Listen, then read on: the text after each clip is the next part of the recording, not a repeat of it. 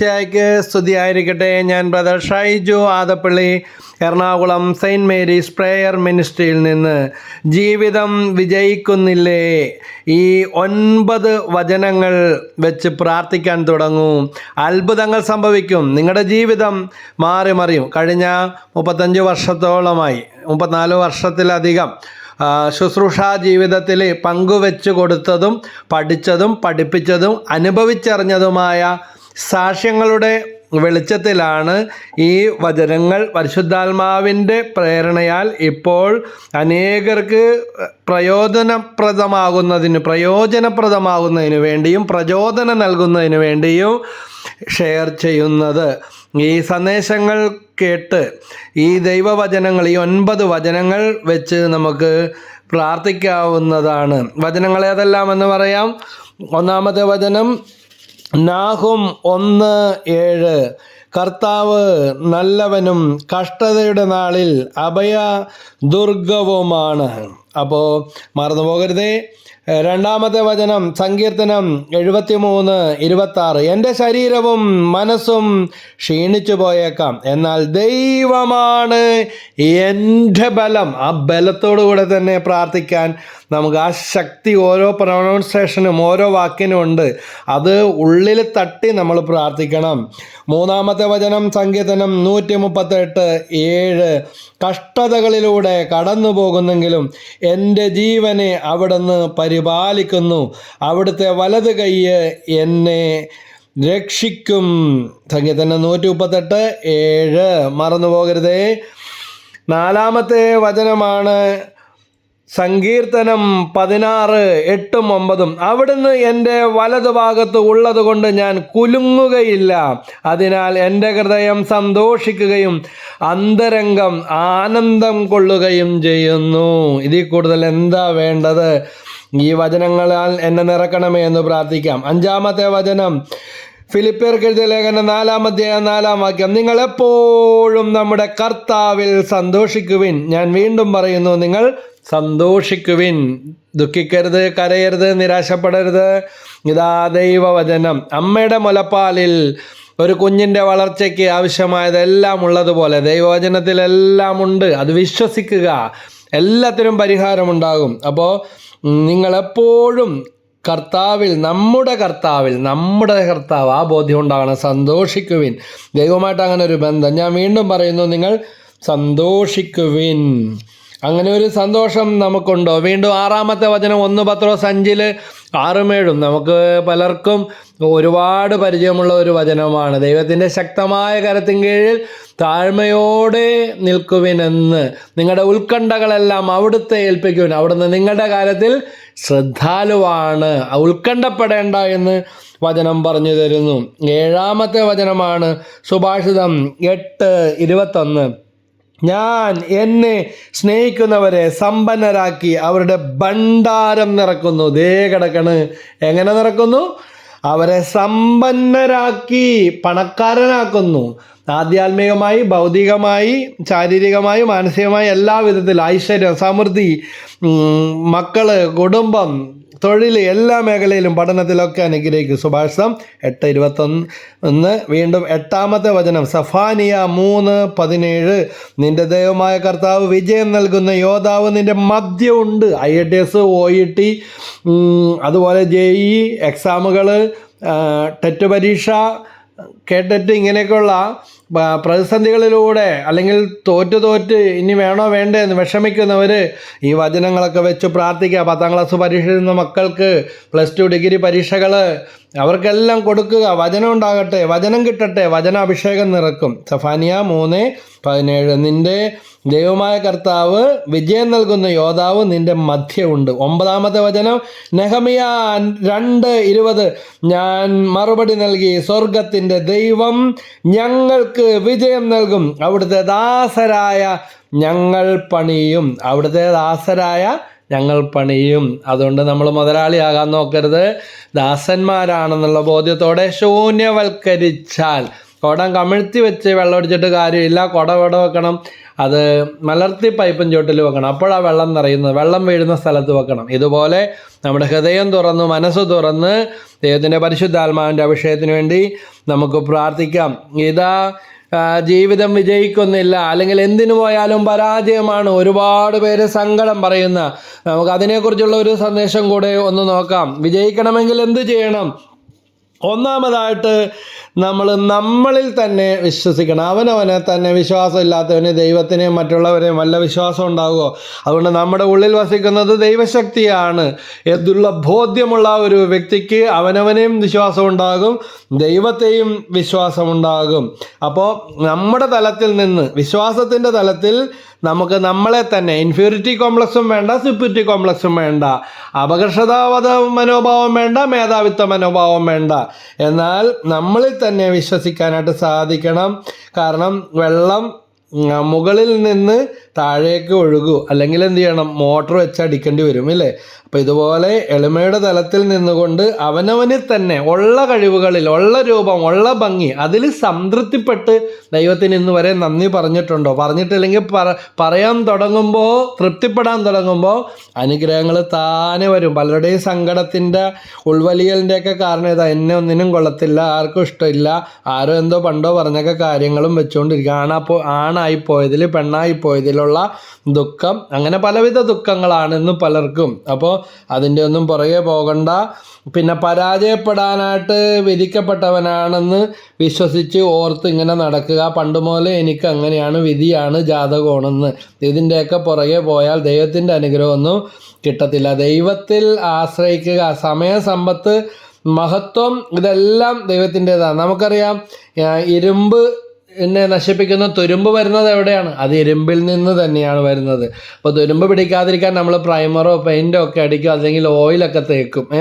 ഇതുപോലെ തന്നെ ദൈവത്തിൻ്റെ പരിശുദ്ധാത്മാവിൻ്റെ അഭിഷേകത്താൽ നിറഞ്ഞ് അവനവനിൽ തന്നെ വിശ്വസിക്കുക. ഒന്നാമത്തെ കാര്യമാണ് അവനവനെ തന്നെ വിശ്വാസം. അവനവനിൽ തന്നെ വിശ്വാസമില്ലാത്തവന് വേറെ ഒന്നിലും ആശ്രയിക്കുവാനായിട്ട് സാധിക്കുകയില്ല. അപ്പോൾ അവനവനിൽ തന്നെ വിശ്വാസവും സ്ഥിരതയും ഉണ്ടാകുമ്പോൾ എന്ത് പറ്റും? ദൈവവും കൂടെ നമ്മുടെ കൂടെ ചേരാനായിട്ട് തുടങ്ങും. അപ്പോൾ എന്താണ്? ആനപ്പുറത്ത് കയറിയ എലിയുടെ കഥ കേട്ടിട്ടുണ്ട്. ഇതാ നമ്മൾ രണ്ടുപേരും കൂടെ പാലമൊന്ന് കുലുക്കിയില്ലേ എന്ന് എലി പറഞ്ഞതുപോലെ. അപ്പോൾ ദൈവം കൂടെ ചേർന്ന് കഴിയുമ്പോൾ നമ്മളൊരു വലിയ ശക്തിയാകും. ആന പാലം കടന്നുപോയി, പാലം ഒന്ന് കുലുങ്ങി.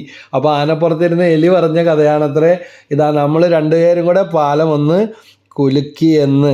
അതുകൊണ്ട് ഇപ്പം നമ്മളൊരു കുഴിയെടുക്കാൻ, അല്ലെങ്കിൽ ഒരു കുന്ന് നികത്താൻ ഒരാൾ തനിച്ച് എന്ത് സാധിക്കും? പക്ഷെ ഒരു JCB കൊണ്ടുവന്നാൽ ഏതാനും മണിക്കൂറുകളോ ദിവസത്തിനകം എത്രയോ പേര് ചെയ്യുന്ന ജോലി ഒന്നിച്ച് ചെയ്യും.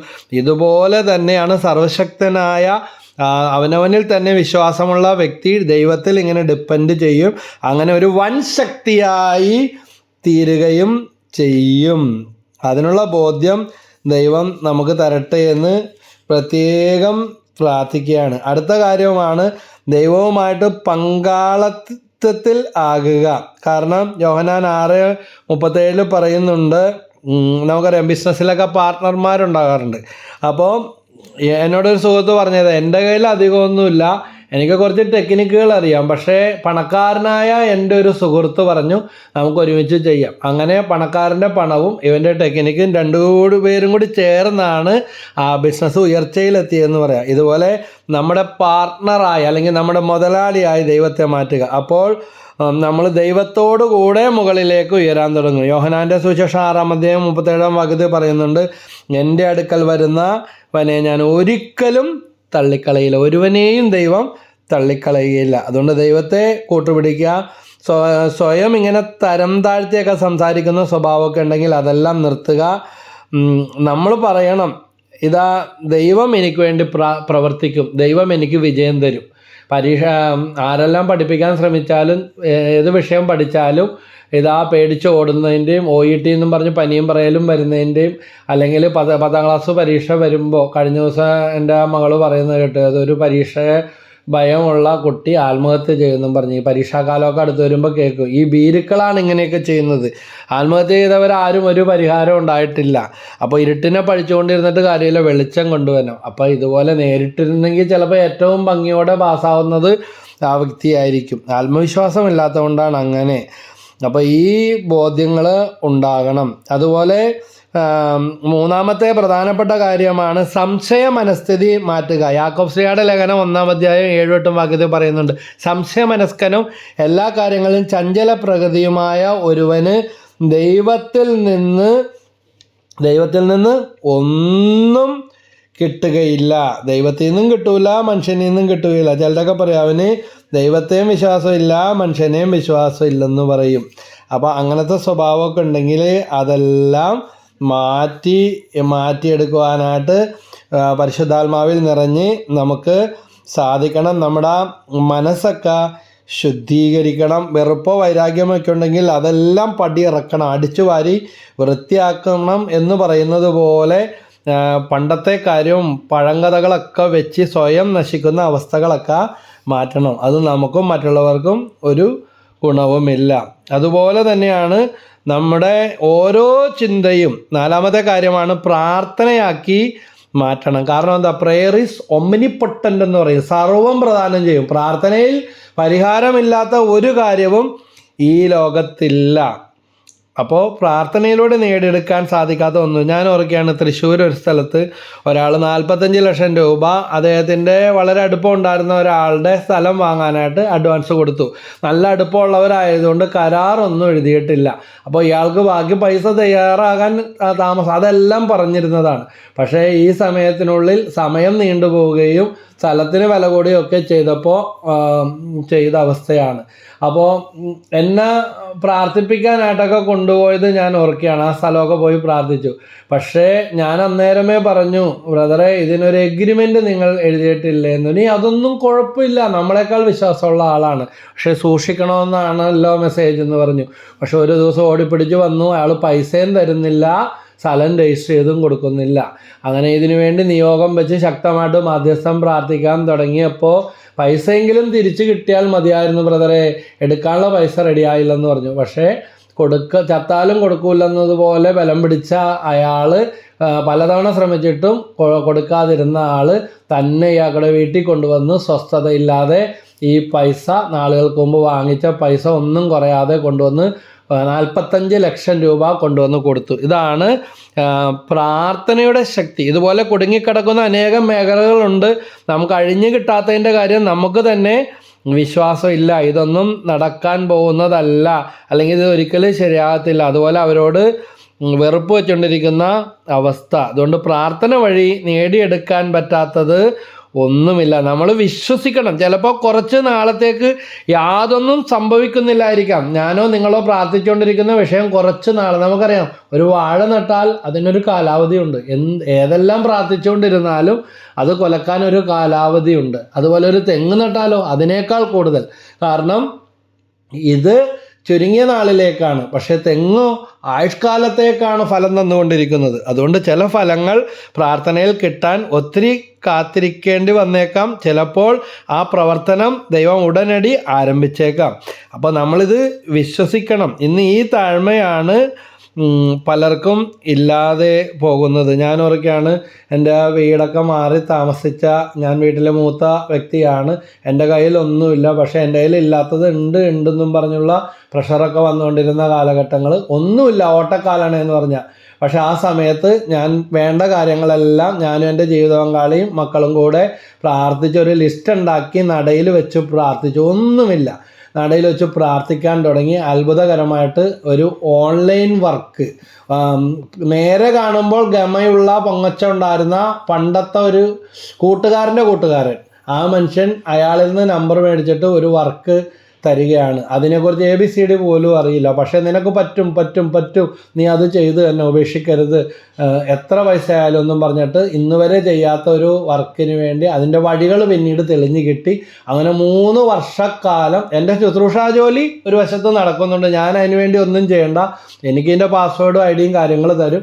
അങ്ങനെ ആ വർക്ക്, എൻ്റെ ആ കഷ്ടപ്പാടുകളെല്ലാം ക്രമീകരിച്ച്, ആവശ്യമായതെല്ലാം കുടുംബത്തിൽ ക്രമീകരിക്കാൻ തക്ക രീതിയിൽ വളരെ വലിയ എമൗണ്ട് 3 വർഷക്കാലങ്ങളിൽ കടന്നുപോയി ജീവിതം ക്രമീകരിക്കപ്പെട്ട മെച്ചപ്പെട്ട ഒരു നാളുകളായിരുന്നു. അതുകൊണ്ട് നമ്മുടെ കയ്യിൽ ഒന്നുമില്ല എങ്കിലും ഒരു 3 വർഷക്കാലം വളരെ അതൊരു വലിയ സംരക്ഷണവും ഉയർച്ചയായിരുന്നു.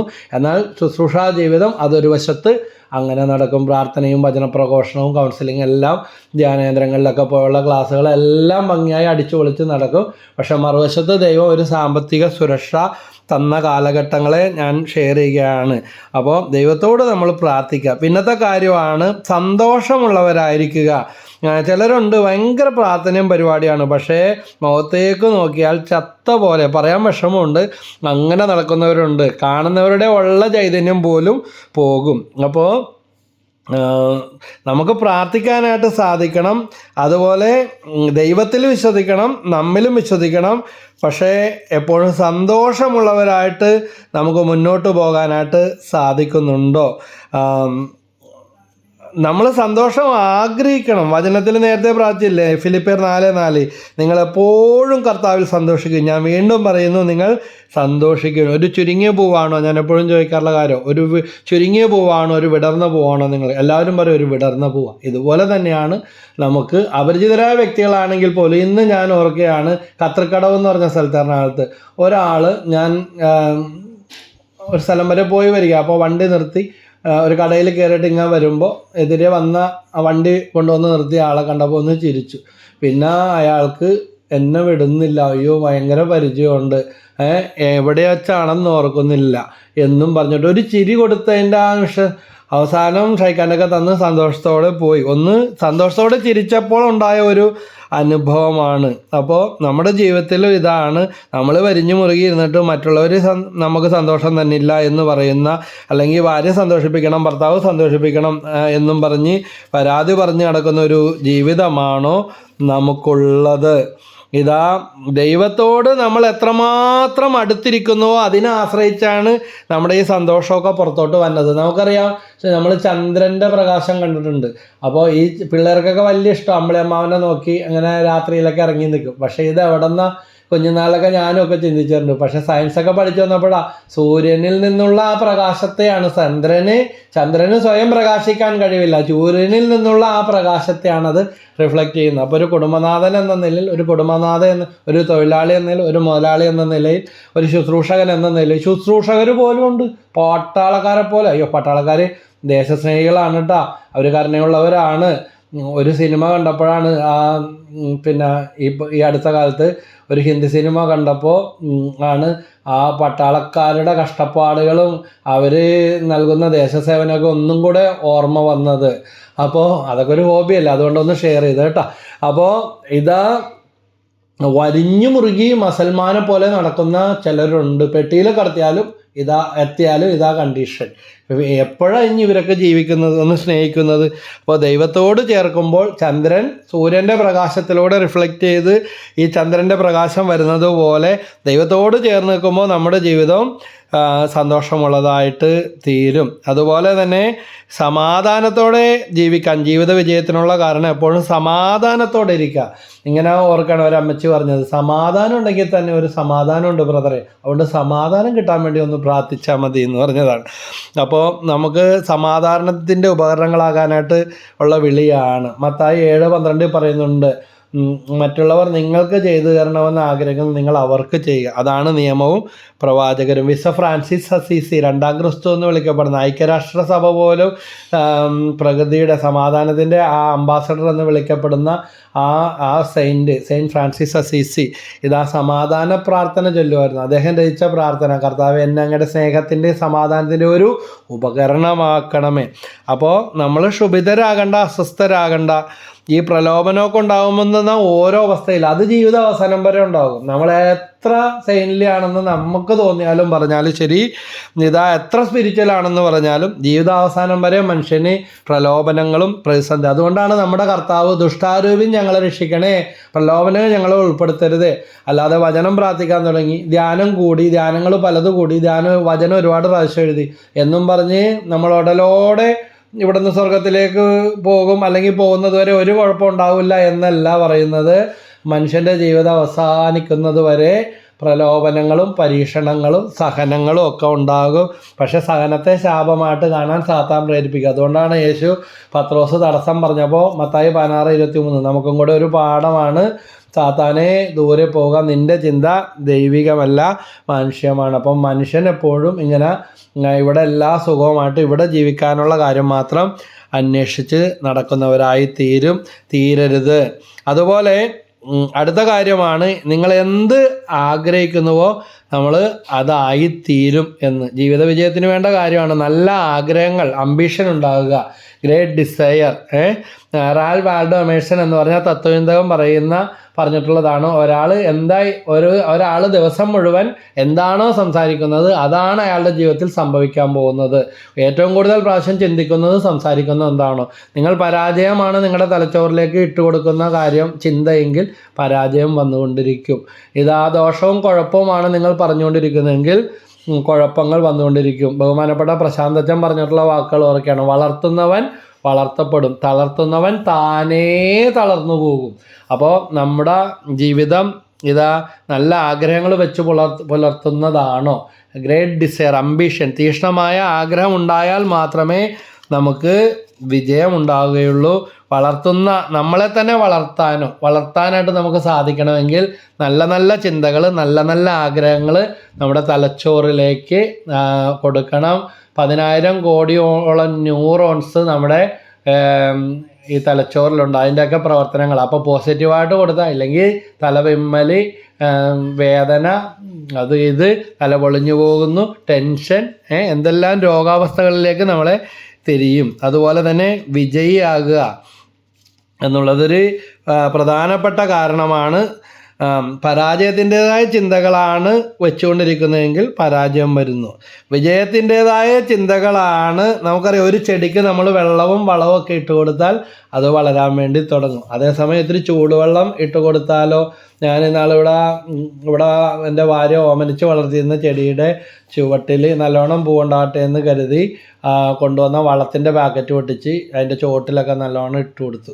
പക്ഷേ അടുത്ത ദിവസമായപ്പോൾ ചെടിയെല്ലാം ഉണങ്ങി വാടി ഒരുപ്പൊക്കെ. അപ്പോൾ എൻ്റെ ഭാര്യ പറഞ്ഞു, അയ്യോ അതെൻ്റെ ചുവട്ടിലിടാൻ പാടില്ല, ആ പാക്കറ്റിൽ പ്രത്യേകം എഴുതിയിട്ടുണ്ട്, അത് അകറ്റി ഇത്തിരി മാറ്റി ഇങ്ങനെ മണ്ണുമായിട്ടൊക്കെ മിക്സ് ചെയ്ത് ഇടണമെന്ന്. ഇതുപോലെ തന്നെയാണ് നമ്മൾ എന്താണ് ഇട്ട് കൊടുക്കുന്നത് അത് തന്നെയാണ് നമ്മുടെ ജീവിതത്തിൽ സംഭവിക്കുന്നത്. അതുകൊണ്ട് എപ്പോഴും ദോഷങ്ങൾ, അപകടങ്ങൾ, പരാജയങ്ങളെക്കുറിച്ച് കേൾക്കുകയും അതുപോലെ ഡിബേറ്റുകൾ, ആവശ്യമില്ലാത്ത തർക്കങ്ങൾ, പാരമ്പര്യത്തെക്കുറിച്ചുള്ള തർക്കങ്ങൾ, സഭാതർക്കങ്ങൾ, ഇതെല്ലാം നമ്മുടെ തലയിൽ വെച്ചുകൊണ്ടിരുന്നാൽ നമ്മൾ ആ വഴിക്കായിരിക്കും പോകാനും വളരാനും തുടങ്ങുന്നത്. ചേർത്താൻ നമ്മളാ കൊളുത്തിട്ട് വലിക്കും. അപ്പം അതൊക്കെ മാറ്റുക, വിശുദ്ധിയിൽ ജീവിക്കുക.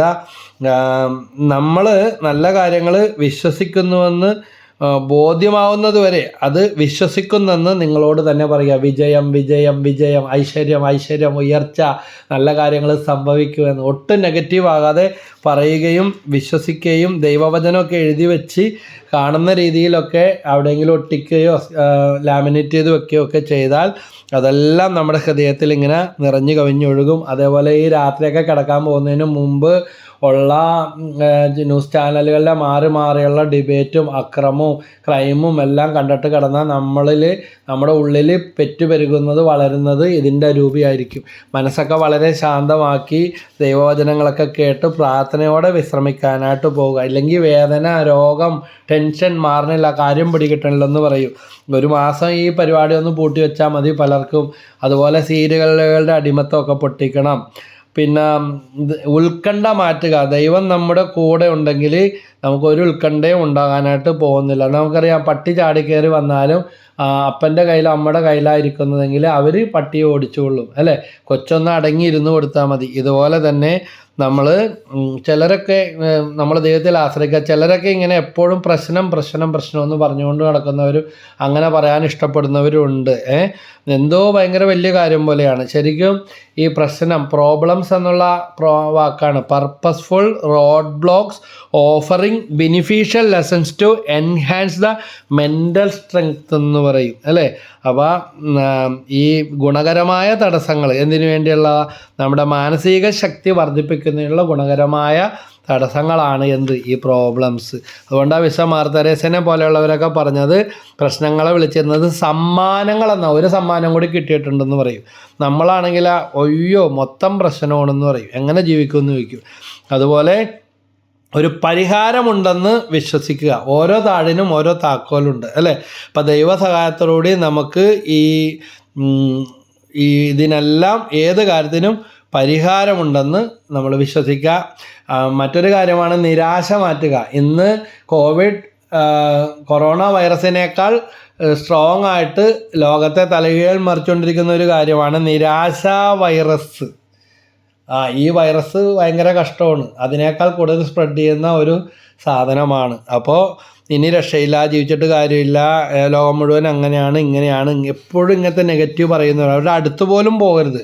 ഭയങ്കര പ്രശ്നമുള്ളൊരു കാര്യമാണ്.